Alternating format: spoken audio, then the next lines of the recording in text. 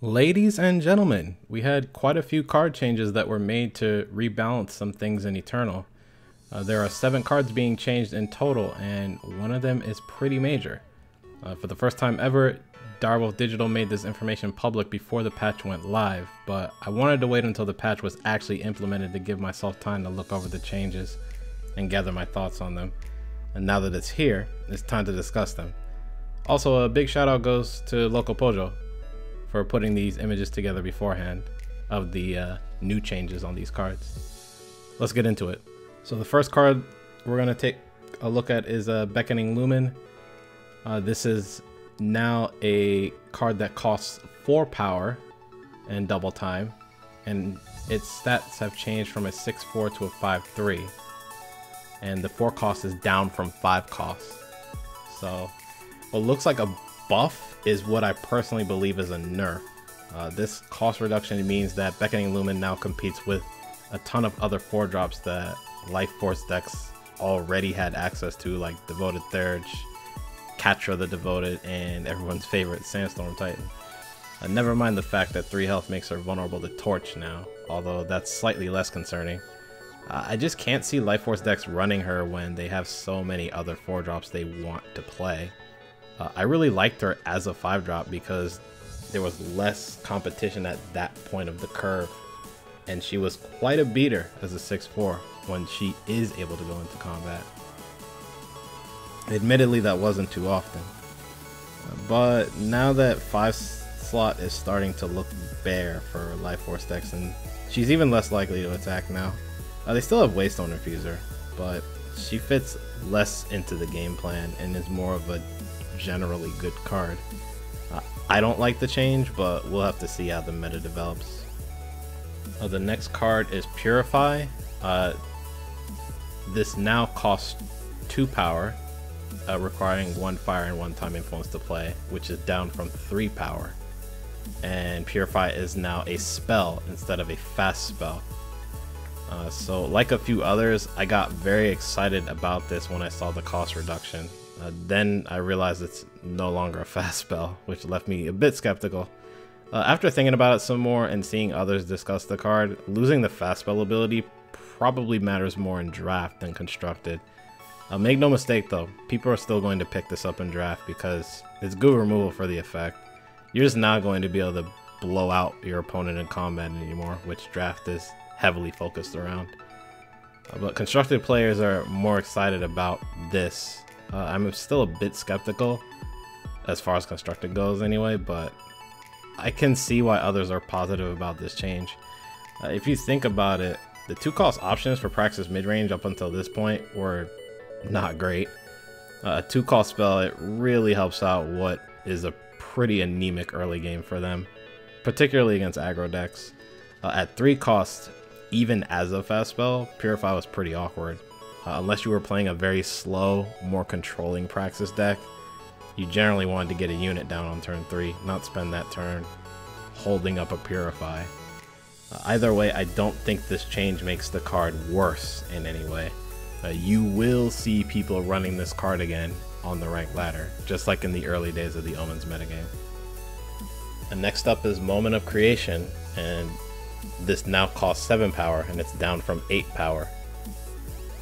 Thanks to Loco Pojo, I've very recently started to come around to this card, but only a little bit. I still think it's bad, even with this cost reduction, but it's kind of more like a bad version of the Great Parliament, which I didn't really see before. There aren't a lot of good spells in Praxis, mainly because the time spells aren't great overall, so I still don't think this change makes spell-heavy Praxis decks viable.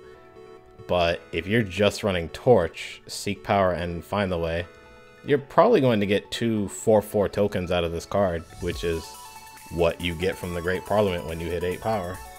The difference being that the Sentinels have no evasion, and this card is less flexible since the Great Parliament only costs 4. Personally, I still wish the tokens had Overwhelm, given that Fire and Time have Overwhelm units. I would have preferred that over a 1 cost reduction. I still doubt this sees play in constructed, but we'll see. Next up is Shelter Wing Rider. This is now a 0-5 instead of a 0-4. This is a welcome change. I've messed with Huru Flyers a little bit recently, and I hated that the deck's best 4-drop just died to Orc Runehammer. And now it doesn't after this change. Huru now has an impending doom with Aegis and no self-damaging drawback. Though, granted, losing all its strength when Aegis is popped is arguably a bigger drawback. I'm not sure if this is enough to push Huru over the top, but we'll see. Next is Strix, Lord of Visions. And his ability now gives +5/+5 instead of +3/+3. So this was already one of Huru's best cards, and now it's even better. This change makes Strix give an even more ridiculous pile of stats. +3/+3 was already pretty crazy. This might be enough to bring Huru midrange into the metagame. I feel like it's always been fringe playable, and I think we're too fixated on building Huru around Mentor. And what I mean by that is, usually if you build your deck around an entire mechanic, it ends up not being very good. You can actually see that if you think about all the best decks from Omens of the past. None of the multi-faction decks from the set are built around their mechanic. They only use the best cards from their faction. Strix is that for Huru, and hopefully this change is enough to push Huru over the top. And next up is Bartholo the Seducer. So Bartholo, instead of costing 3 power to play, now costs 4 power with the same influence requirements as before. And his ultimate has been reduced from 10 costs to 7. This is the big one that everyone's been talking about, and I have a lot to say on this one. But let's get some other things out of the way first. I'm slightly irritated that Direwolf just upset the balance surrounding their entire Omens design of their multi-faction legendaries. But I know I'll get over it. So what do I mean by this? Well, Bartholo was part of a set of multi-faction legendary units that were related to each other in the cost to use their ultimate abilities. Maybe they were testing Bartholo's ultimate at 5 cost to try to keep that balance, and it didn't work out. Who knows? Anyway, when I first saw this change, I immediately thought this would effectively kill the Argenport aggro archetype. Specifically the deck that I personally worked on, Argenport Oathbook. After some more thinking though, there are some other options that will keep the deck close to the power level it was at before Horus Traver came out.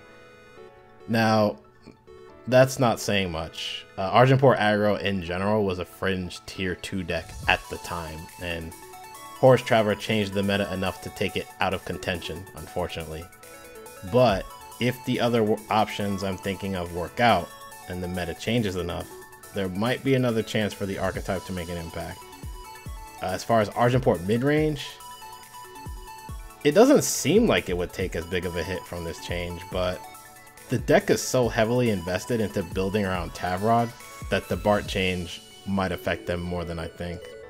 It definitely has one less way of winning the game now. A Silverwing Familiar could take Bart's place, but I'm skeptical of it in a mid-range deck. I wasn't okay with this change at first, but I'm okay with it now. I still think people generally overreacted by saying this card was broken, since you either had to have a narrow answer for it, that being relic weapons, or you have to 2-for-1 yourself to kill it. I don't call that a broken card, I just call that a good card. Besides, Bart's a pretty slow clock on his own if you don't draw what you need. Regardless, Bart is now unplayable in any serious constructed deck, joining the other underwhelming 4-drops that Argenport has access to. A 2/2 unblockable with Aegis just doesn't compete with a 5/5 flyer. But maybe the synergy Bart had with Lothrai Falchion was keeping other fringe aggro decks out of the meta. That's something to think about.